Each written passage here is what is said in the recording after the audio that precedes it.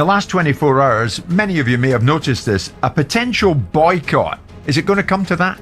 Of the 2026 World Cup has been suggested as potential leverage against Donald Trump. The warning did not come from Washington, Zurich, or a protest outside a stadium. It came quietly from inside German football, delivered without drama and without headlines chasing it at first. A conversation had begun. A boycott was on the table. In that moment, the 2026 World Cup stopped feeling like a guaranteed celebration and started feeling fragile.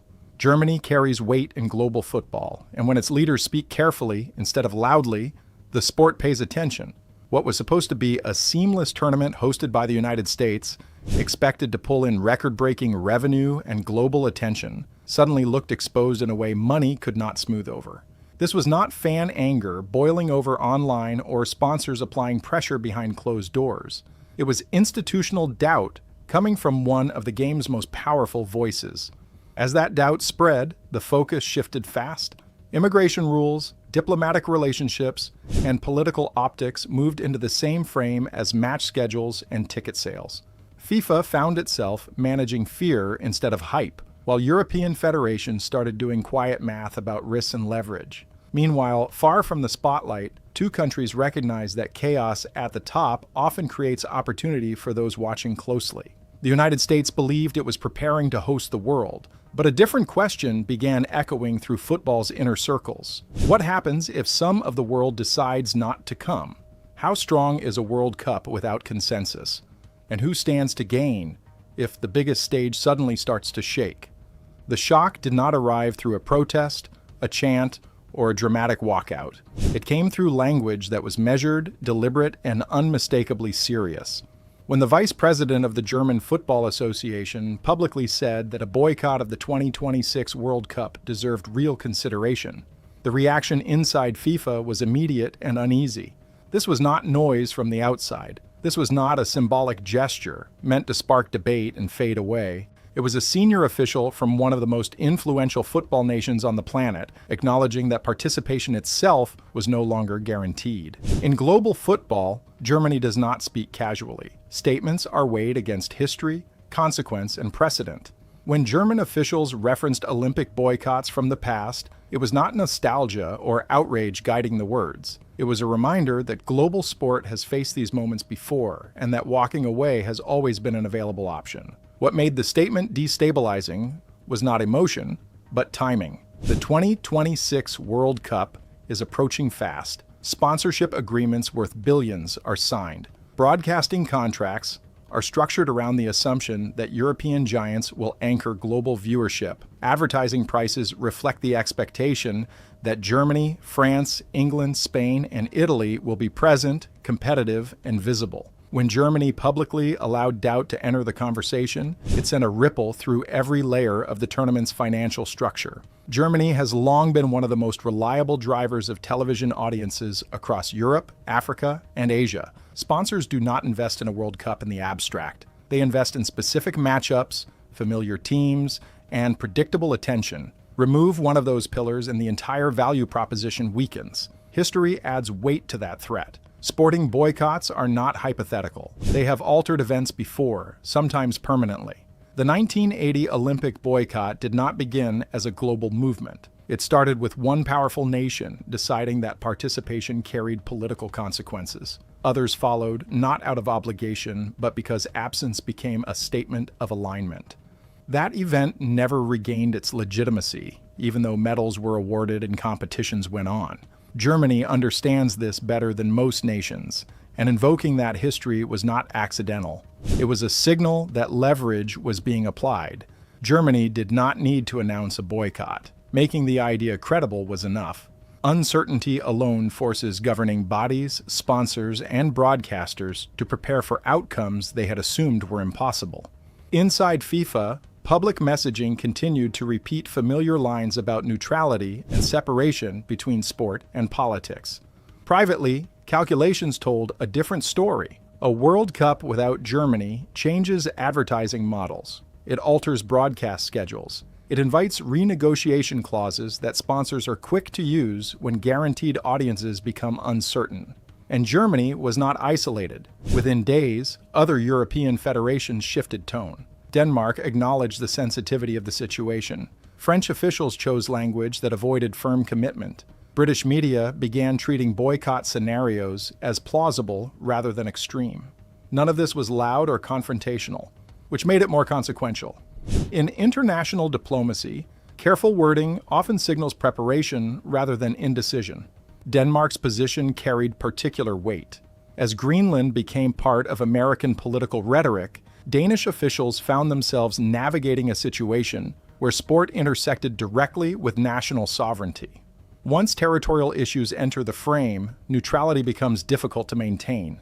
Football federations do not need to coordinate exits to cause damage. Delayed commitments and cautious language fracture confidence just as effectively. For FIFA, the most dangerous outcome is not a single team leaving. It is a slow erosion of certainty, where participation becomes conditional and planning turns speculative.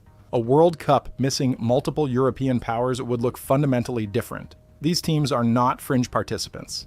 They are the brands that justify nine-figure sponsorship deals and global advertising campaigns. Without them, broadcasters reassess value. Advertisers hesitate to attach names to a product that no longer guarantees reach. Legal teams revisit contracts written under assumptions that now look fragile. This pressure does not require public confrontation. It works quietly through spreadsheets, projections, and risk assessments.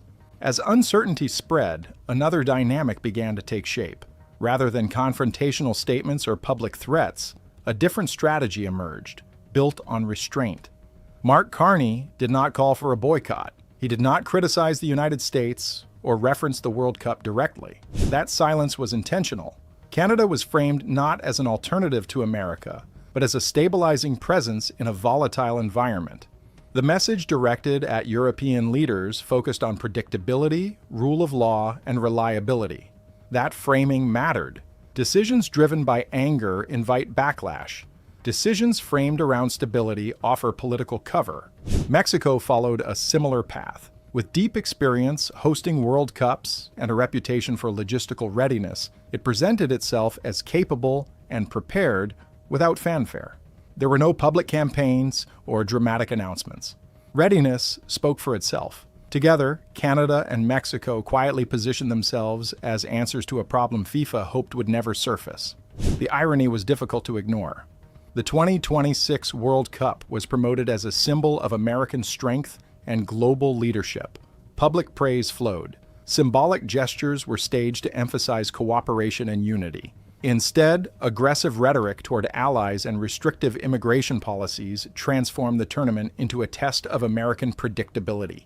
FIFA's long-standing claim that sport exists above politics became increasingly difficult to defend. Threats toward allies cannot be separated from national teams representing those same allies. Immigration rules shape whether fans can travel and whether players feel welcomed. When politics enters the stadium, control shifts away from governing bodies. The result is a tournament that no longer resembles the product sponsors believed they were buying. Potential scenarios emerged where marquee matches would take place outside the United States entirely.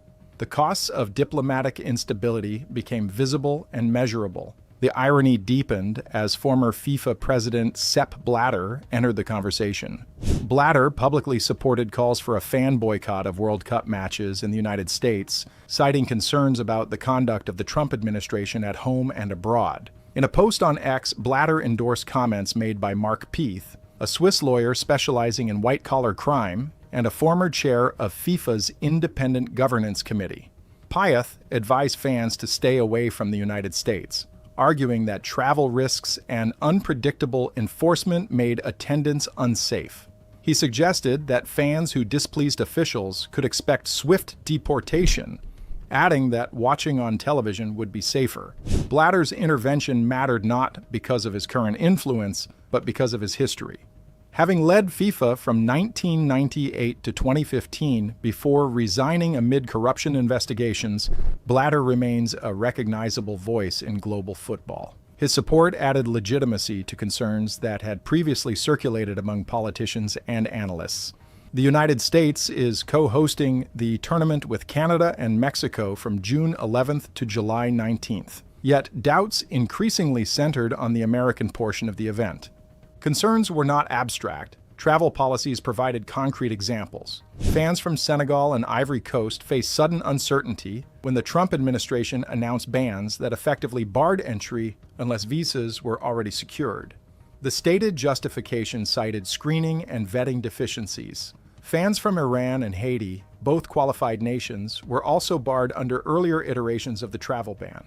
These decisions disrupted travel plans and signaled that attendance could be determined by shifting political criteria rather than clear policy. For a global tournament that depends on movement and accessibility, such unpredictability undermines confidence. European voices continued to grow louder. OK Gottlich, a vice president of the German Football Federation, said publicly that the time had come to seriously consider a boycott.